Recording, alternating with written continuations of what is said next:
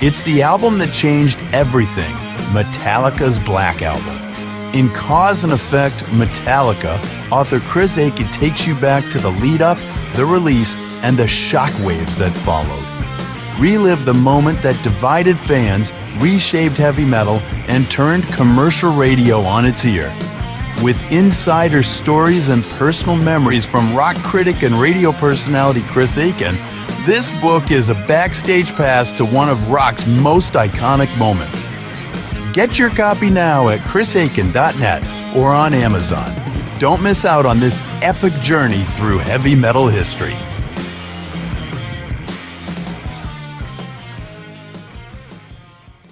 Hey, I'm Brandon. And I'm Bishop from Crowbot. And you're watching CMS TV.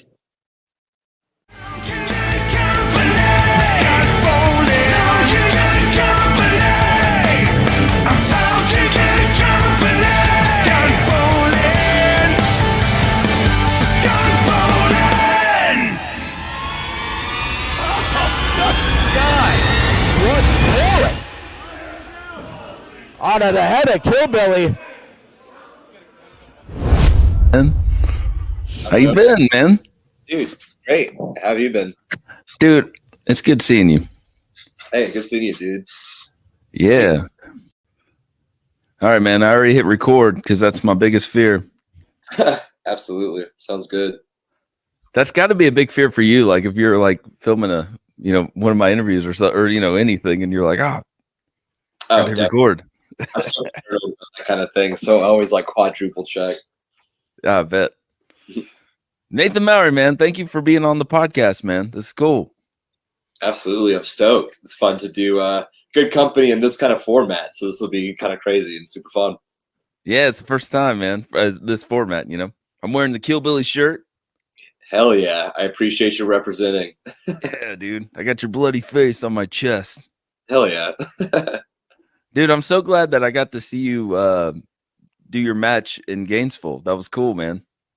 Yeah, man. That was against Spectre. So that was very fun death match out there. And we used all the fun things. We used the broken glass and the barbed wire and the gusset plates, and that ended up being one of my more favorite of the death matches there at the brewery. Afterwards, I was talking to people and I leaned up against the wall, so I actually left a big blood mark on their wall. So I apologize to whoever happened to see this because I stained your wall. Dude, man. And I just found out actually recently that place closed. So you could have been the reason they closed, all that blood on the walls, Oh, dang. I didn't realize it closed. That's so sad. I know, man. I remember taking a picture with you, and I kind of put my arm around you and I was like, there's blood on me. Nathan, blood on me. Oh, definitely. I always smell like a bunch of nickels after a match, Oh, so. Yeah. Dude, how was you went to Green Day? How was that, man? Man, that was awesome. Yeah. My fiance Michaela, she got us some tickets last minute, and I was super excited. Dookie and American Idiot are two of my favorite albums. I've probably listened to those albums more than probably any other albums. They were my favorites as teenagers. And as we've discussed before, the impact that the album Dookie and the song She had on my life personally, and American Idiot was huge for me. When I was 13 or 14 when American Idiot came out, so that's the perfect age for an album like that. So that concert was absolutely unbelievable. So I loved it. I always have I'm surprised I haven't lost my voice just from singing along so loudly yesterday. I was a kid in the candy store. Yeah, dude. So which album did you discover first? Would you say American Idiot was your first Green Day album or Dookie? It was kind of simultaneously, because what happened was I heard the song Holiday by Green Day, and I was like, oh, I really like this. I want to start listening to more of this band. And then my cousin ended up getting the American Idiot CD. And then when I went over there to listen to it, one of my other cousins that was also over there had the Dookie CD. So I listened to both at the same time. So I got introduced to both albums simultaneously. So, and then I borrowed that Dookie CD from my cousin, and I still have it today. So I appreciate you letting me borrow that for 20 seconds. Hey, by law, I think you own it now, man. So it's good. I think that's how that works. We have a mutual friend, Garrett, and Oh. and thank you for introducing me to him. But what you just said reminds me of what him and I, this game we play is we do a pick one, and me and him, we always like, pick this album or this album. So I'm gonna ask you, man, Dookie or American Idiot? If you had to pick one, can you pick one? There's just all the same. It's hard. They're both so great and important to me for different reasons. But man, that's really hard. I probably have to go with American Idiot out of the two. They're both so good. I'm probably going to like change my mind a million times after I say that. It's yeah, I absolutely love that one. So that's good, man. And September's coming up soon, so that's like the biggest song on the album, right? Wake Me Up When September Ends. Yes, I forgot. Like when we were at the concert yesterday, I forgot how many hits that album had. So you're like, oh yeah, of course, American Idiot, and then Holiday, and I was like, oh yeah, Jesus of Suburbia had a really cool music video. Yeah. Or Broken Dreams, that's cool. So, oh yeah, Wake Me Up September. It's like such a stacked album. It's a little switch for me. How did they end the show after American Idiot? Did they play anything else like from any other albums? Yeah, so what they did is like after they started with Dookie, and then they played like 2 or 3 songs in between Dookie before they went into American Idiot, just a couple of singles. And after American Idiot, they played like a few more songs before they ended their set with Time of Your Life, Good Riddance. And nice. They even played at the end of Dookie. There's a hidden track, and they ended up performing the hidden track live, which I thought was great. They performed. That's so cool. And man, the reaction that I got, because all week I was joking, it's like, what if like after they play FOD, there's this like long pause, and then they come out and they play like their hidden track, and that's exactly what happened. And that's what they did. They just a long pause and just randomly came back out. That's so cool. It was just violin, so I was like, what's happening? And then like I was singing it, I was losing my mind. It was so exciting.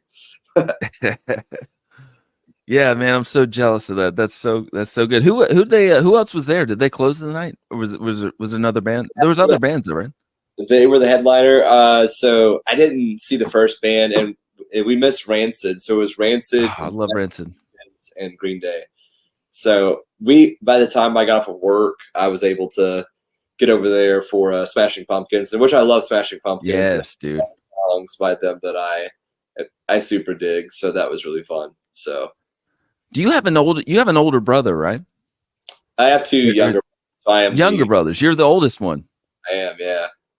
Because I was wondering, like, if you had an older brother that got you into like these '90s bands, I don't know. I've always appreciated like '90s like music and everything. I think it was like VH1 used to have like 100 greatest songs of the '90s, and when I was trying to get into music, I was like paying attention to like songs that were important in the '90s and had a big deal or a big lore behind it. So that's the kind of music I got into. After I got into Green Day and got into Dookie, I was like, okay, I like '90s kind of alternative stuff, which led me to Pearl Jam and Nirvana, and then ultimately into heavier stuff like Korn and Marilyn Manson and Nine Inch Nails and stuff like that. So yeah. Dude.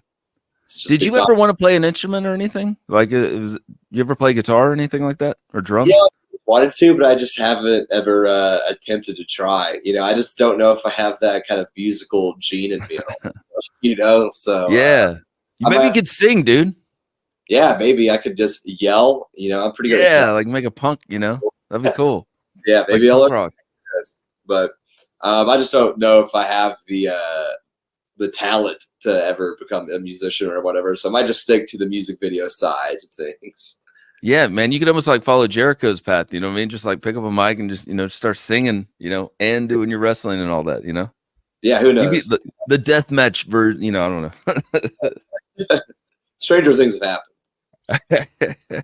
Hey man, thank you so much for letting me be a part of a music video for the first time in my life. That was so cool, man. Yeah, Silly Goose. Yeah, Silly Goose. Show up at your house.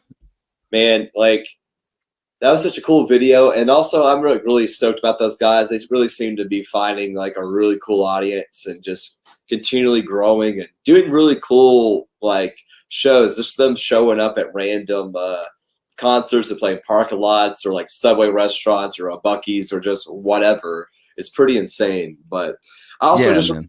you saying that you wanted to be in a music video, and I was like, oh, this would be a cool opportunity to throw Scott and also Garrett, because I love putting Garrett into just like I want Garrett every music video. For a while, I was doing that where I just made him an Easter egg, but yeah, it was cool having you in that video and have you crowd surf in my basement. So it was really fun.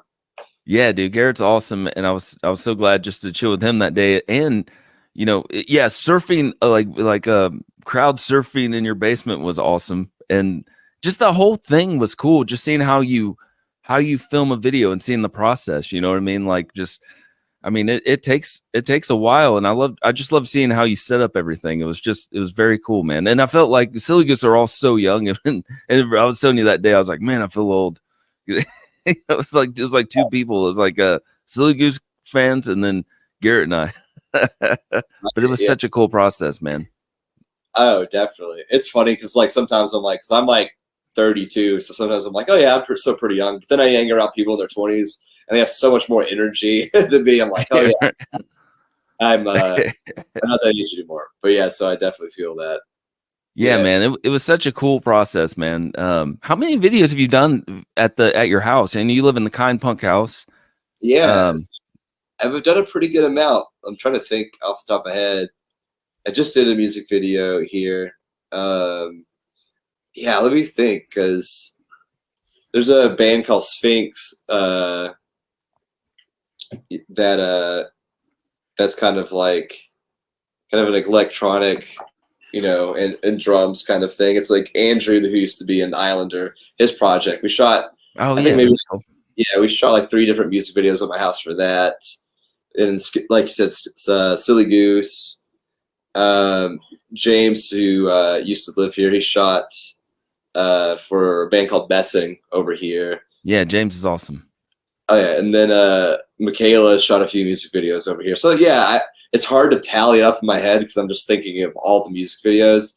Like I know I've probably personally have done like maybe 5 or 6 here, but then so many other people have come over and did whatever. So yeah, a lot of music videos have come out of this house, and I love it. James did an epic like slide down your hill on the Silly Goose video, right? That was James, right? That fell in the mud, or was that someone else? Who was that? Brock that did that. So Yeah, dude. Brock, it was like Garrett just getting out of the car, and I just hear yelling, and I turn around and Brock just sliding down my front yard. It was wonderful. Yeah, it was all that mud. He was slowly falling too. That's nobody helped. We're like, we can't help because we're all gonna fall too. We just have to watch you slide down the hill. Yeah, I love Brock. I'm obsessed with him. He's a very entertaining person. um, yeah, you and congratulations too with you and Michaela, man. That's awesome. Yeah, thank you, man. Yeah, we got engaged back a few months ago, so I'm very excited about it. Yeah, so she was like your roommate first, right? I mean, because you had the Kind Punk house where you just have a bunch of people living there. Yeah, definitely. So she she moved in like when I bought the house in 2019, and we just had I had like 5 people live in the house, and I wanted to kind of help people break into the film industry here in Atlanta. So them moving into my house, I could help them with cheaper rent and kind of giving them some of my extra work and getting them connected and plugged in and help them with networking, etc. And Michaela was one of those people.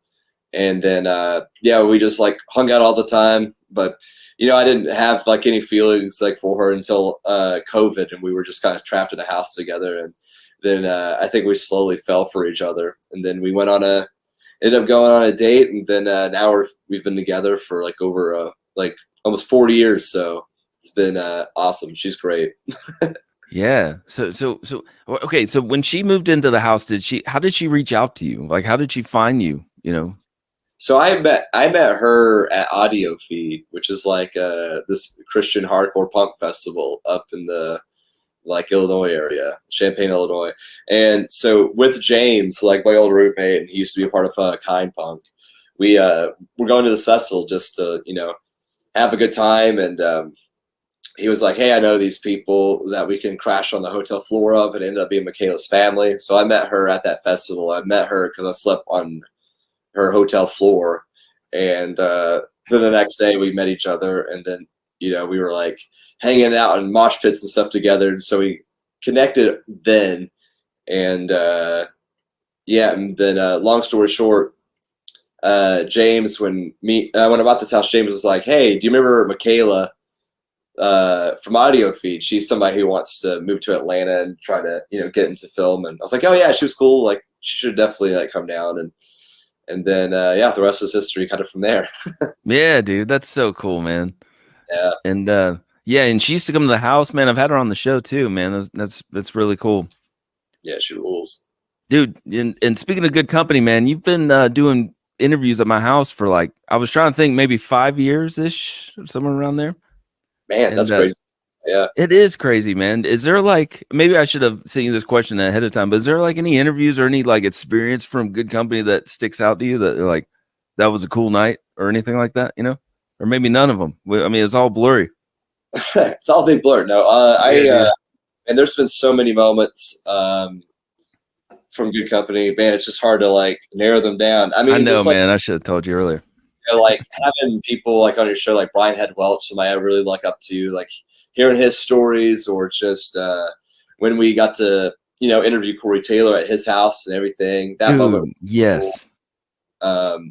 That time, I ended up eating just like 20 tacos or whatever it was, and and I drinking or Carl drinking a beer out of my boob. There's so many. Yeah. That's such a great story, man. Oh yeah, man. There's just been a lot. We met so many just kind of cool people that came through, and you interviewed like the Left to Suffer guys, and Rich and look, Taylor's blowing up now, man, from Left to Suffer. Playing Chavo. Yeah, they're huge now, so it's so cool.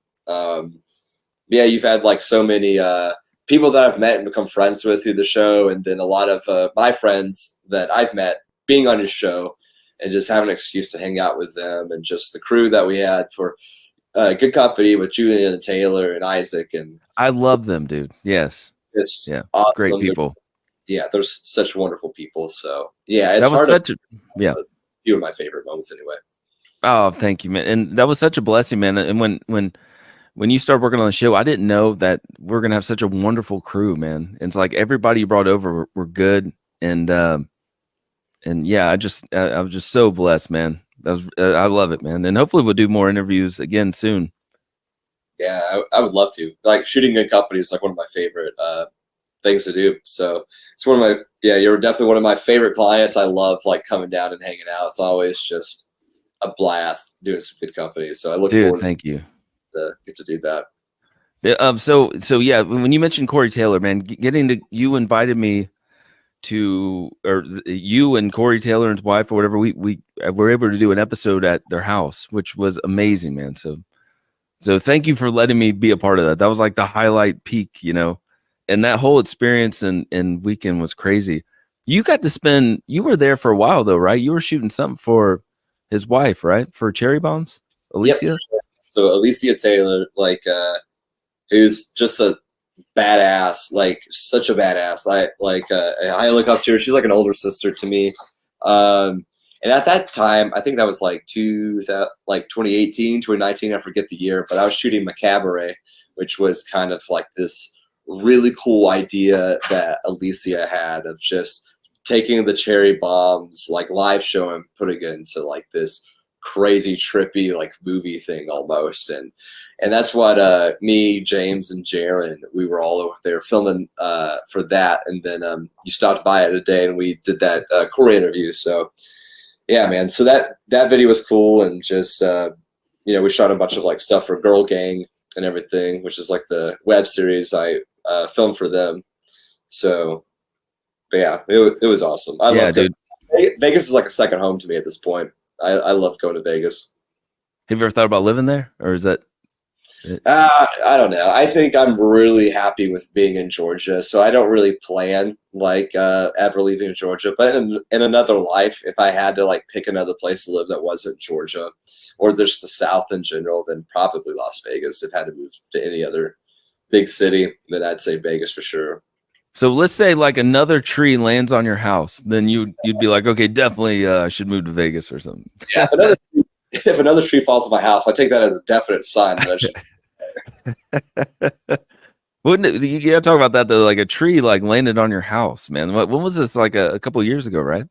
No, it was last it was last August. So yeah, a year ago is when it happened. And You weren't home though, right? no, I was at work, and there was like a storm that blew through, and my roommates who live in the basement, they called me and they said, "Hey, a tree fell through the house and it crushed my kitchen, and then like half my house got destroyed by this tree. It was a huge tree, and it landed right where Michaela works, like at her laptop. So it crushed and destroyed her laptop and her hard drives and stuff. But she happened to be out of the house when it did that. Oh Thank God. gosh. If she was home, she more than likely would have been in that spot. And so I'm just so thankful that she didn't get hurt. And then I came home and I just saw my house destroyed, and it was such a, it was a pretty rough time for me. And then we had to you know, we lived in a hotel for a little bit, and then we lived at this Airbnb for a few months, and it was just kind of a miserable experience. But we got the house back, and we moved in on it, or we slept here the night of Valentine's this year. So that was our first time to move back in. It was the day after Valentine's Day this year. Oh yeah, man, that has to test your relationship, man. You guys weren't even engaged then. It's like a tree lands on the house. Now we gotta get, and you guys survived that, and you're still together. So that's a good sign. Yeah, dude. Like one thing that happened, so that same week, like it happened on like a Thursday, I think, because I usually do wrestling training on like Thursdays, and I remember I had to cancel practice to deal with, I didn't go because I had to deal with this. And then 2 days from then, I was supposed to fly to Portland to work on this documentary. I was supposed to go to Portland, Oregon, and I also have a wrestling match out in Portland, Oregon. And I was so distraught. And then me and Michaela were flying to Portland, and then I just asked the stewardess. I was like, "Hey, how much longer is this flight?" And she's like, "Oh, it's like an hour." And I was like, "An hour? That doesn't make any sense." And then I looked at my ticket. I realized I'm flying to the wrong Portland. I'm going to Portland, Maine, and not Portland, Oregon. and then I'm like, damn it. And I was just so defeated. I felt it was just like me out so hard. And then when I landed, like we're on the other side of the country, so the hotel I booked, like we're not there, and so it's like 1 a.m. and so we're walking around trying to find like a place to stay, like we're my gosh. No vacancy. And then it got to the point where it was like 3 o'clock in the morning, and me and Michaela were just walking around at these hotels, and I was like, well, it's not like bad outside. Do you want to like sleep under a bridge or whatever and just sleep for a little bit, and then we could try to find a hotel in the morning? And she was like, yeah, that sounds good. But then we ended up finding a hotel. But the fact that she was willing to sleep under a bridge with me for my fuck up, meant a lot. So I feel like that was like, you know what? I'm gonna marry her.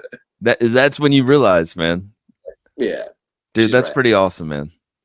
Right when you said that, I'm thinking of like Red Hot Chili Peppers, Under the Bridge or something like. Right, yeah.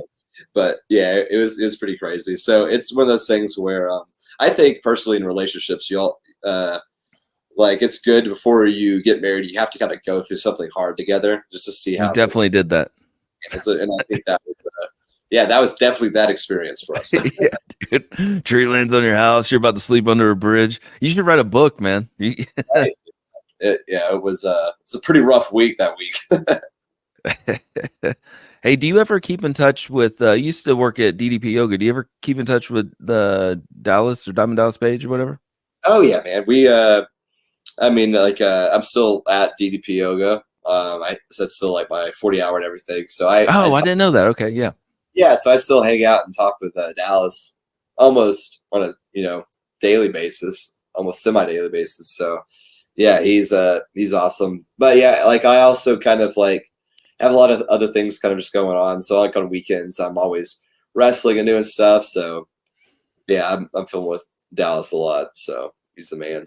So you started wrestling, and then how long did you wrestle before it turned into let's make it a little crazier and do deathmatch wrestling or whatever? Oh, immediately, right out the gate. That's all I wanted to do. I just wanted to do the crazy. So I've always grew up loving deathmatch wrestling ever since I was a teenager. Love pro wrestling. I'm a huge thing. If anybody's ever met me for more than 5 minutes, they know that I'm a huge wrestling fan because I won't ever shut up about it. But with deathmatch wrestling, is something I've always liked. I always liked just the art of flirting with danger and just this larger than life, this very realistically violent, somebody could possibly die, just carnage of a type of thing. And I've always was drawn to it. And a lot of people don't get it and they don't like it. And I completely understand that. It's not for everybody, but it's definitely for me. Not everybody's cup of tea, but it's a few people's shot of whiskey, and it's definitely mine. And like that's all I wanted to do. And immediately, my first match was at the Rumble Jack at Southern Honor, and I got skewers, like barbecue skewers, stubbed into my head, thrown over the top rope through a door full of mouse traps. That was my first experience in wrestling. You know, Was that all your idea? Was that when you were like, "This is my first match. I want to have mouse traps and I want to have these skewers in my head"? Yeah, I definitely wanted to do the mousetrap door part. That's what I wanted. And then I was up against Tank, who's like a deathmatch legend here in the South, and we're part of the same group and everything now. But he was like one of my first experiences in wrestling. So he drove the skewers deep into my skull. And there's no trick to that. It's literally barbecue skewers, wooden barbecue skewers, put on your head and just punched until it hangs into your flesh. And it's just such a gross, violating feeling. And yeah, so that's my first time I've ever been skewered. And then Hank's gonna be over the top rope. I landed on all those mouse traps. They all snapped all over me. And when I was laying there, I was just like, I love this. I want to do this more. I want to do this every weekend. And so I went and got trained, or I was training up to that point. So but then I started training with Jimmy Wang Yang, and I've been meeting with him and training on a weekly basis and just trying to get better, and also kind of just not just be a deathmatch guy, but also be good at just regular wrestling and everything else. But I absolutely love it. How do you, I didn't mean to interrupt you. How do you train when you're doing this deathmatch? I mean, are you just training? I mean, you're not like hurting each other training, right? I mean, are you just training like flipping people over and throwing people on tables and stuff? Yeah, not really a training. Training is just like I'm learning just the sharpen and strengthen the fundamentals of pro wrestling and learning, different holds and how to do it and when to do it. And just Jimmy Wang Yang, he's really smart when it comes to wrestling. He was in the WWE for a while, and he teaches us all these kind of things. For me, I think good deathmatch wrestling is good wrestling that has weapons in it. So if I can do the structure of good pro wrestling match, but also work in weaponry and dangerous spots, I think that makes a more full or more exciting experience, at least in my opinion. It's just my, my flavor of ice cream. So Jimmy teaches me how to do good wrestling, and then I try to mix that in with deathmatch and try to make something that's more, more of a full kind of thing, if that makes sense. How long do you guys train for? I mean, is it like all day kind of thing? Not really all day, because I stay pretty busy through the week. So it's usually just for a few hours, like in an afternoon. So we'll go up there and we'll do a bunch of drills, and then we'll run a bunch of, spots, and he'll teach us a bunch of different things. So it's been fun. I've been training with him for about 2 years, and yeah, it's been great. I've learned a lot, and I've definitely come a long way. Sometimes I look at my earlier matches, I'm like, oh man, this sucks. Right. Yeah, but now I'm like, I feel like I'm getting better and better and improving, and I can't wait to see where it all takes me, because it's already taken me to some really cool places and gave me some really cool experiences. So you film every event, right? Every fight, every match. I mean, Yeah, I try to being like a filmmaker for a living.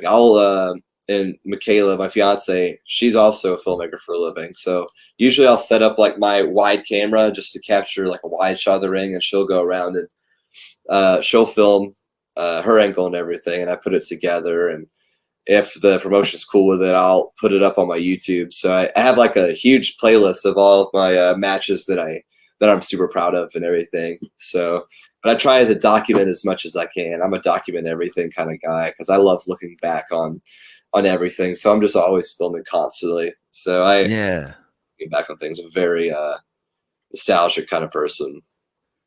All right, dude. So listen, Blackstrap is in Gainesville, and we've had Kyle Sanders, which you were. I don't know if you remember Kyle Sanders, but he was in the band Hell Yeah with Vinny from Pantera. He's got a club in Gainesville, and it's called Blackstrap, and he's also got a school called Let There Be Rock, that school music school.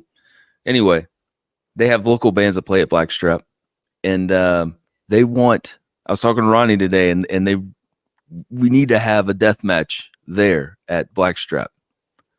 How is this possible? How can we make this happen?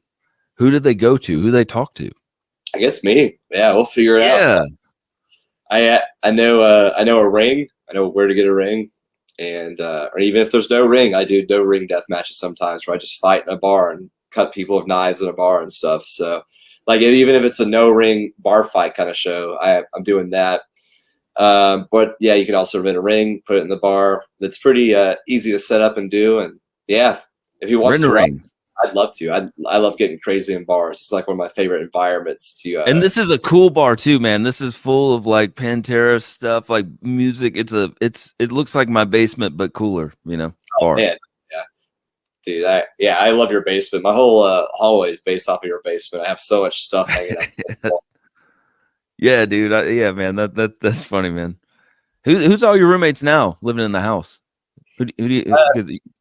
Yeah, right now it's just Michaela, and then my downstairs is Bailey and her boyfriend Tyler. And you met Bailey last time. Yeah, she's cool.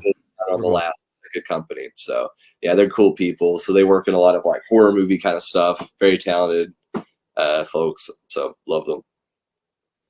So when is your next match for Kill Billy? Man, we got not this Saturday, but next Saturday I got a match coming up in Sells Creek, Tennessee. It'll be at a middle school. So it'll be a 6-man match coming on the GOAT. So me, Tank, and Azriel versus the Wall, Suge D, and Casey Owens. And it's going to be street fight in middle school. So I apologize if I destroy the middle school or go crazy or just who knows what can happen. When we get in there, things can tend to get out of hand with coming up the GOAT. So who knows? We got that. And then afterwards, I got JJ Escobar at the 2024 Georgia Grundle Run. And as you saw, my match with Cruel, this is going to be this year's version of that. But JJ Escobar is probably the craziest human being in wrestling, in deathmatch wrestling. This man is absolutely insane. And the stuff that we're going to do at this show are going to freak these bikers out, and they are going to never forget this night. So it's going to be horrendous. So the wrestling purists are going to hate it, and it's just going to be a big shock stunt fest, and I'm very excited. Is there a lot of tension with that wrestling purist or whatever in deathmatch? I mean, is there conflict like between you guys? I think with some people, like I think that like deathmatch wrestling is kind of like the punk rock or the hardcore music of wrestling. Some people don't see it as a legitimate form of wrestling, but I do. I think if you're telling a story inside of a wrestling ring and you're doing wrestling moves, like that's, it's wrestling. And I think people, can kind of create their own version of wrestling and just take what's already been done and mix it in with, your own thoughts and ideas. And so, yeah, there's a little bit of tension, but overall, most people are pretty cool with it. I just don't do, like if I'm on a show and I'm like in the middle of the card, I'm not going to like use glass and everything. If like wrestlers who don't want to roll around on that mat afterwards don't want to do that, because I feel like that's disrespectful. So as long as like people respect each other's spaces, then it's fine. There's some people who don't see it as good. Some people call it garbage or just bullshit, but I call it freedom. I love it. And I just want to go crazy with it. Yeah, man. When we saw you in Gainesville, they had that night wasn't all death match, and I just remember now because there were some just regular matches, and you guys came in and did the death match, and you guys should have just closed the night with that, because when you guys came out there and it was actually like hitting bulbs and all and doing the spikes, it was like that was like amazing. I mean, that was like the show closer, man. Like you can't you can't go on after that. But I think just normal matches went on after that, but it was exciting though, man. Yeah, thank you, dude. Yeah, it's I love it, man. It's just such a thrill, just that high you get from surviving something crazy and dangerous, like it's a feeling like no other, and I feel like more creatively fulfilled being a wrestler than I even do with filmmaking. I love filmmaking, so I love, yeah, I just absolutely love this. It's such a thrill, and nothing makes me feel more alive than doing deathmatch wrestling. That's So amazing, dude. I love that you do so many different things.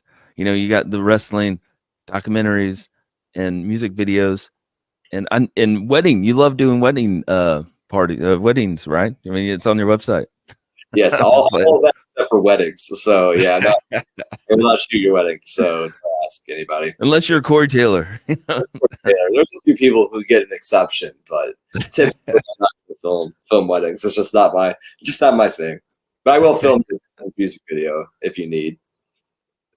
So yeah, you're wanting to do more music videos. That's really cool, man.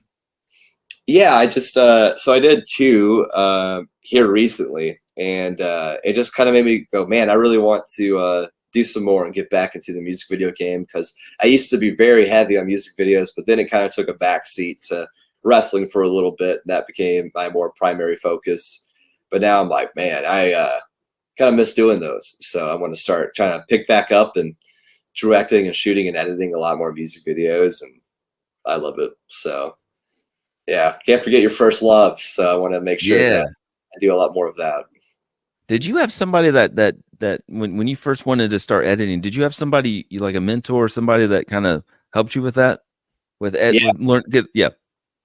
So there's a guy named Isaac Dietz, and he's the reason I moved to Atlanta to begin with. I was a big fan of his videos and the stuff that he was doing, and I found him on Facebook. And as a teenager, I'd send him all the videos that I made with me and my friends and whatever, and I'd ask him for notes and feedback and thoughts, and like we became friends through that. And I would ask him a bunch of questions about life, and he became like an older brother figure to me. And he was looking for a roommate and somebody to kind of, I guess, like kind of help him with like extra work and stuff. So he became my mentor, and I moved down here in 2011 when I was 19, and he kind of helped break me into like filmmaking in the Atlanta scene, and that's what I've been doing and basically living off of filmmaking since 2011. So that's like 12 years or however long that is. So very thankful for him. Yeah. I got a tattoo of November 1st, 2011, which was the day that I moved down to Atlanta to start pursuing filmmaking and chasing my dreams, and not just settling for jobs that I hated. Yeah, man. He helped you, and then you helped a whole nother like generation of people, you know, it was just with your house and everything else.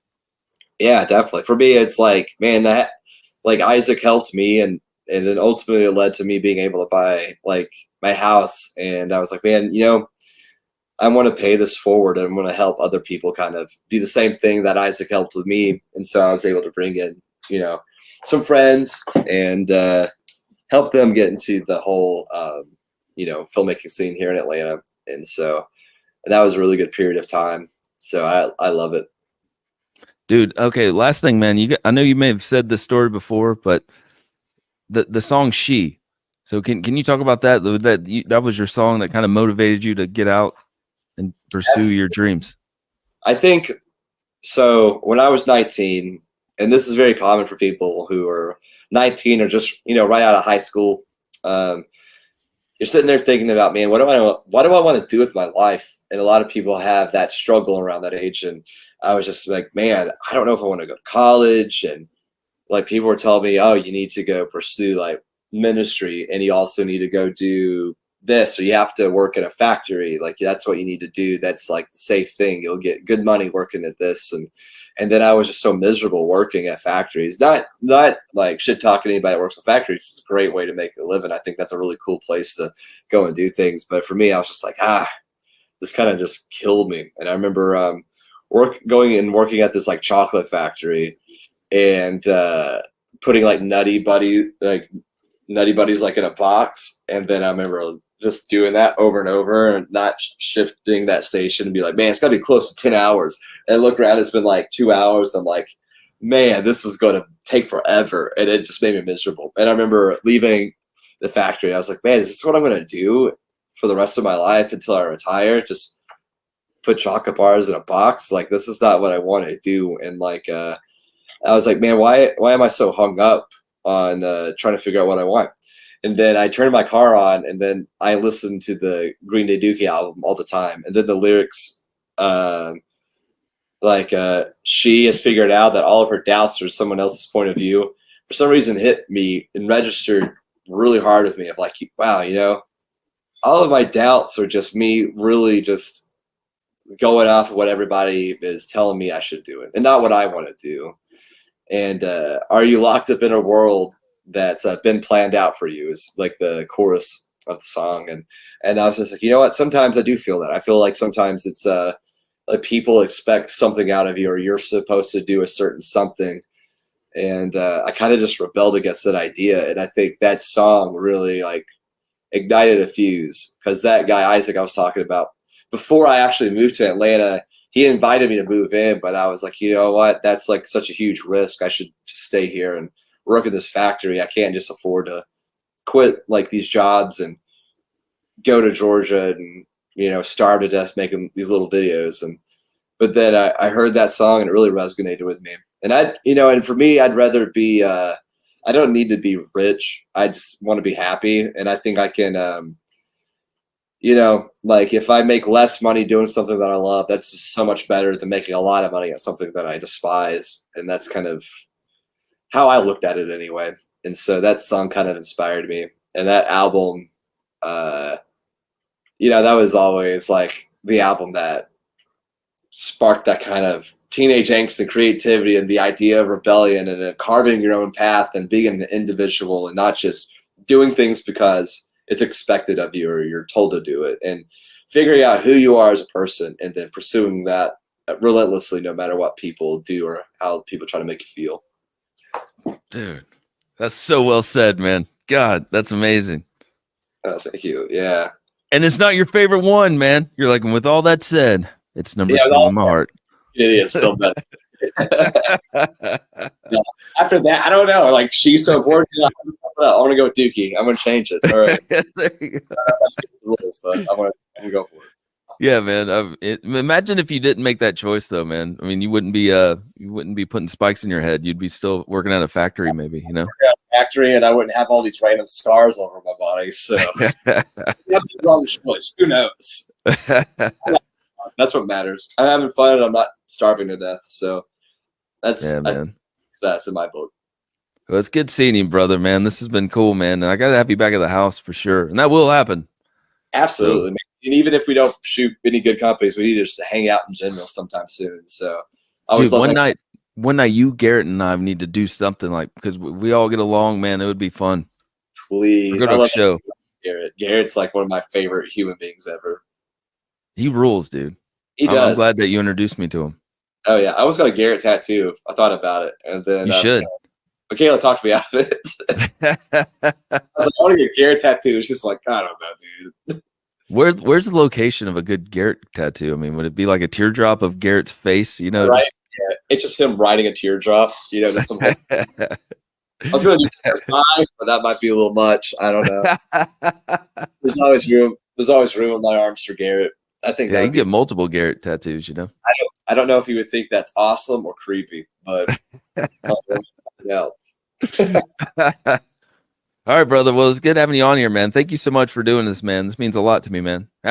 Just knowing you all these years. Very cool. Anytime you want to talk, let's talk and hang out, man. I love it. So thank you for having me on. I always love hanging out and talking with you. Amen, brother. Well, thanks again, brother. And this will be out soon, man. Thank you so much, Nathan. Appreciate it, man. Take care. Hell yeah. All rise. The gavel is struck, and for a limited time, the Classic Metal Show is unleashing a rare collection of Judge Aiken merchandise. If you stand with the bold rulings of your favorite metal judge, now is your chance to show it off. From water bottles to t-shirts, these exclusive items won't last long.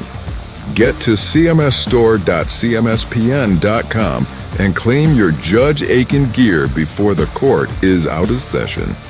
Court is adjourned.